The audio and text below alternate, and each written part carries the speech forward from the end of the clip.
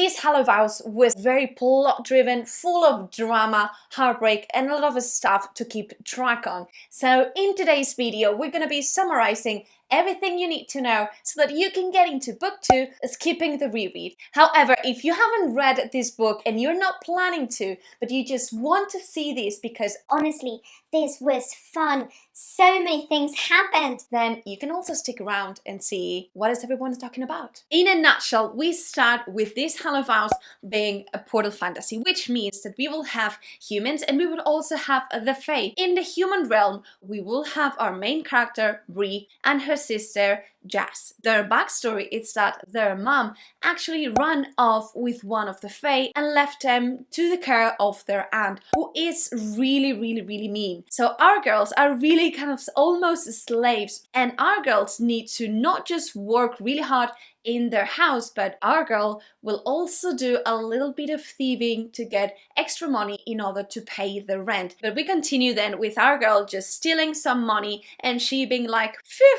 at least I'm gonna be able to pay this month's rent. But she is just a goodie, very good heart, and when she talks with another friend, it seems that this friend needs the money more than she does, and so she gives the money away and she's like, okay, I will need to find another way to pay this month's rent. Our girls are very tired, and the only solace that Bree has in this world is their neighbor Sebastian. So what is their surprise when next day Aunt Vivian actually sell Jazz to the Fae? It's a bad moment. It's a bad moment for a girl. This is a moment in which we get a little bit more context of the Fae. There are two courts within the Fae. We have the good and then the bad Fae, which is also named as the Seelie Court for the good, and then the Unseelie or the Golden, and then the Shadow Court. So there's a lot of different names, and so Bree is really panicking. She really hates the Fae, and so what she decides is to call this goblin called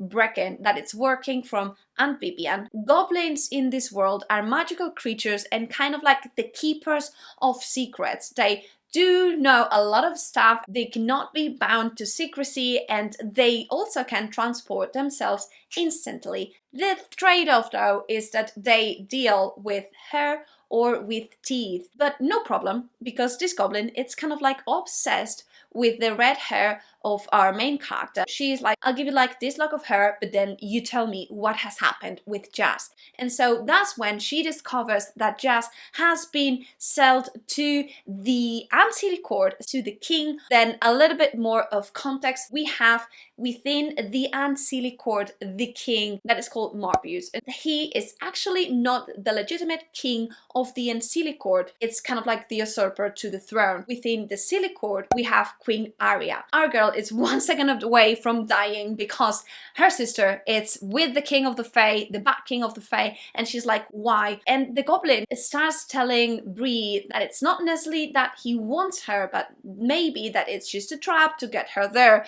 And Bree is like, no, I think that I will go nonetheless. It seems that there's this portal that opens between worlds, and coincidence, tonight the door is going to be opened because the Seelie Court is opening kind of like this contest to find a bride for the prince. And you must be asking why the Fae need women from the human realm.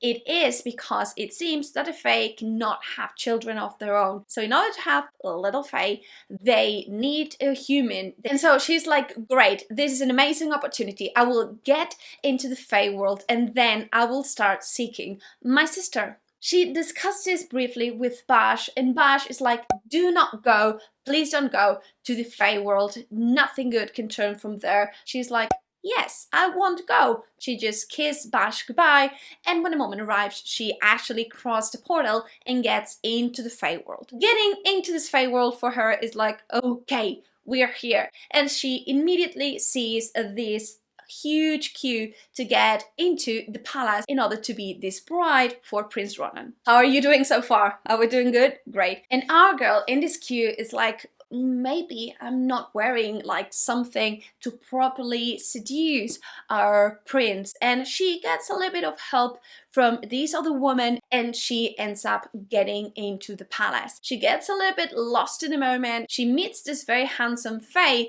that has a silver eyes, and for her it's like, oh, he is very handsome but has silver eyes, so he must be mean. And one thing leads to another, and she is suddenly kidnapped, and she appears in presence of the king Morbius. Upon arriving, she's like, where is my sister? And he is like, let's trade. Let's see what we can do so that you can recover your sister. He wanted Bree here because he wants her to retrieve 3 mystical artifacts that are supposed to be key for the Unseelie Court and that are now in the Seelie Court. Eventually they seal the deal. The first one that she needs to retrieve is a mirror. No one knows really what this mirror is, so she's like, it seems that I will need to get real close to the prince, because if you're not selected, you go home with the rest of the humans. After all of that, Bree is then reunited again with this mysterious fae with the silver eyes, who then we know it's called Finn, and he is the legitimate prince of the Unseelie Court. And we are kind of like introduced to his band of friends. We will have this fae called Pritha, who was the girl that actually helped Bree in the queue in order to enter into the palace, and they have all the friends there. It seems that they all want the same thing, which is for her to retrieve these artifacts, and they are willing to help a little bit. One thing led to another. She is chased by some mythical, magical, very creepy creatures, and she will discover the first plot twist of the book so far when she is introduced to Prince Ronan, because Prince Ronan, it's in reality Sebastian Bash. She's like, what? Bash was in reality glamoured in the human world, and that he is Prince Ronan. From this moment onwards, I will be mixing Ronan and Bash and Sebastian, so I'm sorry, but in my mind, it's so blended. Of course, our girl, it's mad, but deep within her, she sees this also as an opportunity, and this will set a thread of emotions that are going to be pretty dark within Bree and that are rooted in guilt. They kind of like make peace slowly but surely, and they agree that she will need to stay in the castle, and in order to do so she will need to pass the second stage, which will be she being presented to the Queen Arya. And there's different stuff that we need to know at this point before continuing. First, Bree has had these kind of like nightmares and memories of a fire. It seems that when they were little, there was this massive fire in their house, and that somehow they managed to be alive and well. But she has this slight scar, kind of like the result of that. And Bash, at this point, glamours that scar, which is a little bit suspicious. And then Bash, at some point, has given Bree this necklace that it's supposed to be a token of good faith. The moment arrives and Bree is presented to the queen, and she's all about like, why would you like to be the future queen? And she's like, because I always feel special whenever Ronan is with me. She is actually a little bit in love with him, so the queen is kind of like, all right, I think you'll pass. Our girl, it's like, okay, I've done good so far. She calls the goblin again, and losing another lock of her, discovers that the mirror is now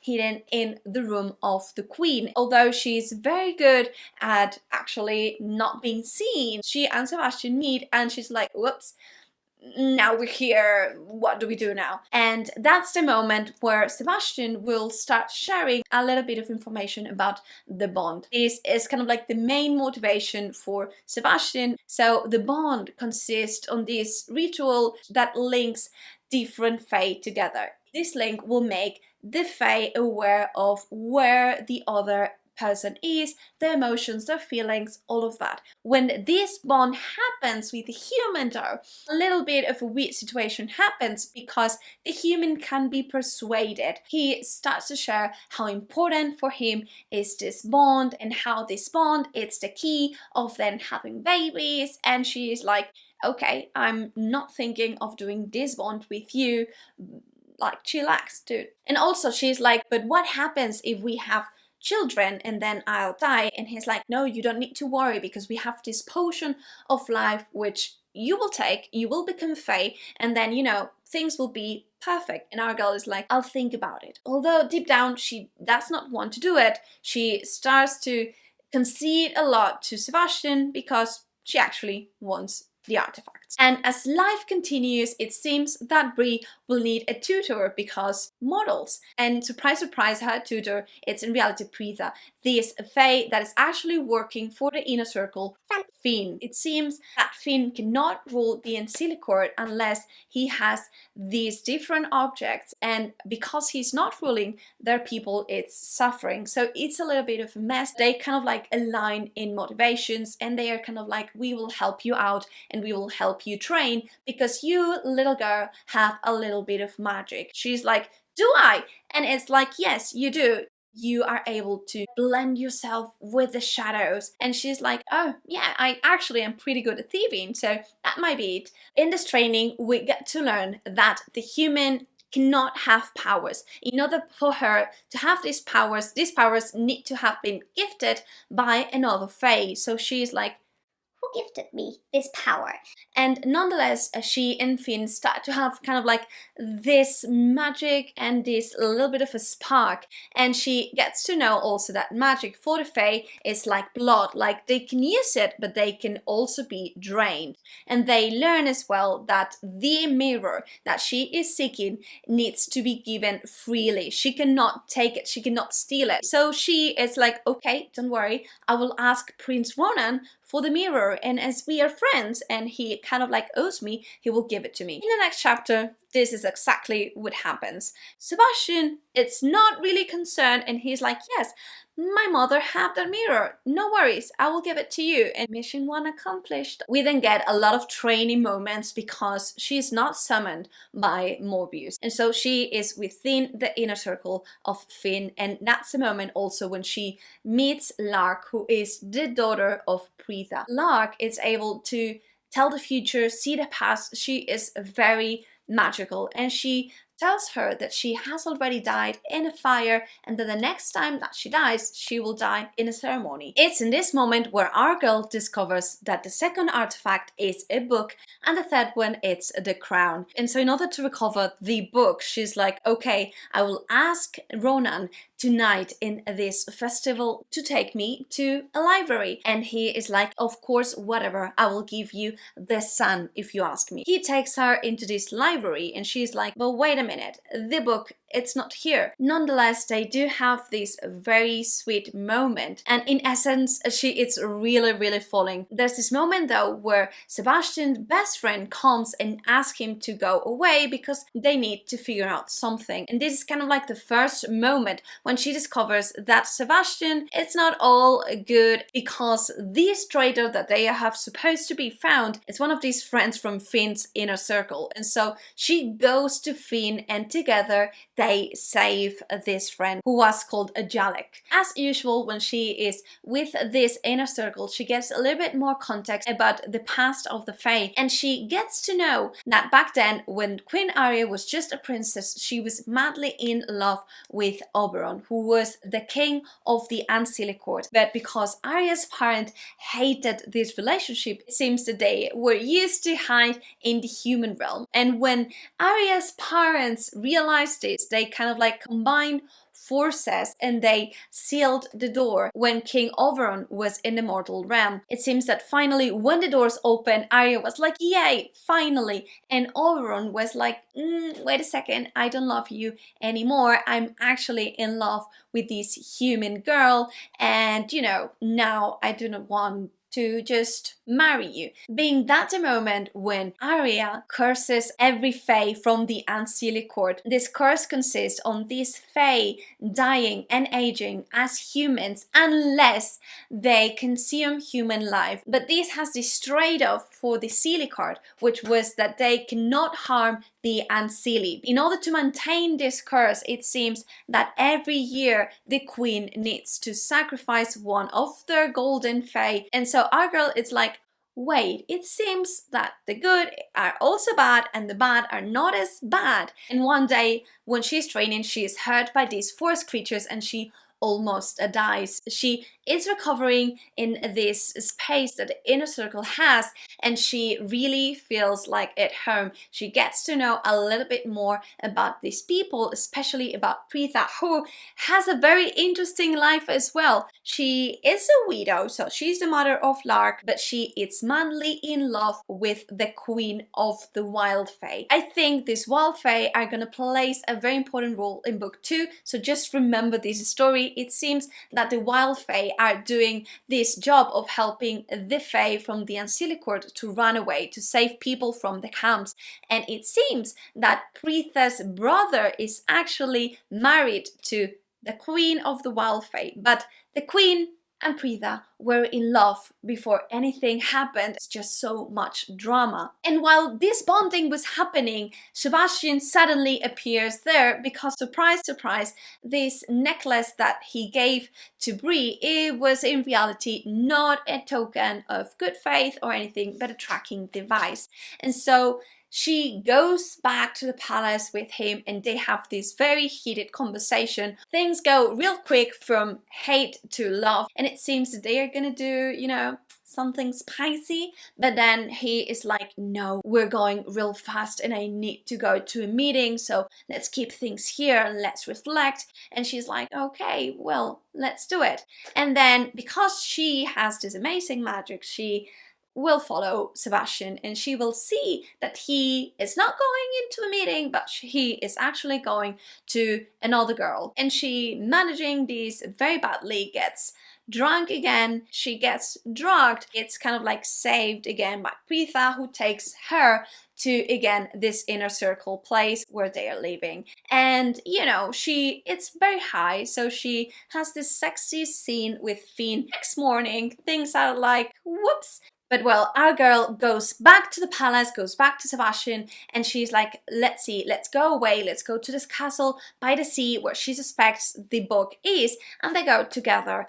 Upon arriving, they have this very emotional moment, they have this very sexy scene, and they finally make love. The bad thing though is that a banshee appears that night to her, screaming her name, which is kind of like a bad omen, and it means that she will die real soon. She kind of like continues with her path, with her plan. She steals the book, and when asking the mirror what is the third artifact, the crown, she still sees herself. Our girl has 2 of the 3 artifacts, and she is now in person with King Morbius, who will share that in reality her powers are due to King Oberon. It seems that when King Oberon was in the human realm, he was in love with Bree's mom. And although when the doors opened again and he came back to Fairy, he didn't want Arya. Time passed and Bree's mom kind of like fall in love with a human and had Bree and had Jazz. But when this big fire happened, it seems that Jazz was almost saved, but it seems that Bree died. And she cried and really asked for help of Oberon, who came to the human world and then gave away his power, his crown, to Bree. And so that's why Bree has magic, because she has in reality the crown, and it's kind of like the one owning the power of the Ancilicort. And King Morbius is like, if we do the bond, then I will hold the crown and, you know, everything will be fine, you get your sister back. And she's like, okay, that seems that's something that I don't want to do. And she learns upon that if she bonds with someone from the Ancilicort, she will die. These bonds can only happen with the Silicort if she wants to remain alive. And so she's like, no dude, we're not doing that. And she actually kills him. And so now that Jazz is free, Morbius is dead, Bree feels very betrayed. She knows that everyone knew that she had the crown,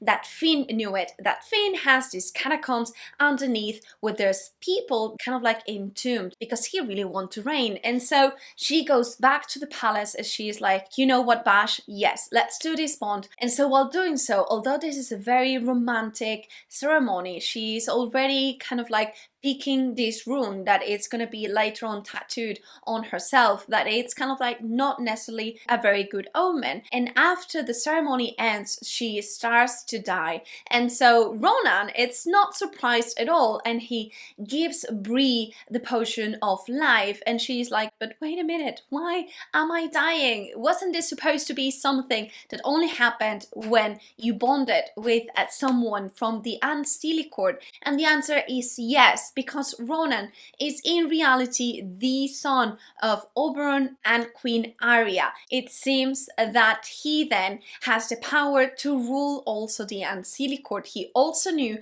that she had the crown, and he actually wants to be the one ruling and merging both the Seelie and the Unseelie Court. He does not care, or maybe a little, but not that much, in order to be transparent with Bree if she kind of like dies, because he wants to be able to have the crown and to manage the power from Bree. And so when she wakes up, she is like, okay. She realizes that all of this has happened and she is mad. So the last pages conclude with her being really mad, with she being almost a queen and she just summoning the shadows and, you know, just running away. And so book 2 promises us a lot of adventure, a lot of heartbreak. So that was it for the day. If you like this video, give it a thumbs up. If you want to see more videos like this one, subscribe to the channel and let me know down below which was your favorite part. How excited are you for part 2? If you're not gonna read it, but nonetheless you find this funny, let me know as well, and I hope to see you soon. Happy reading.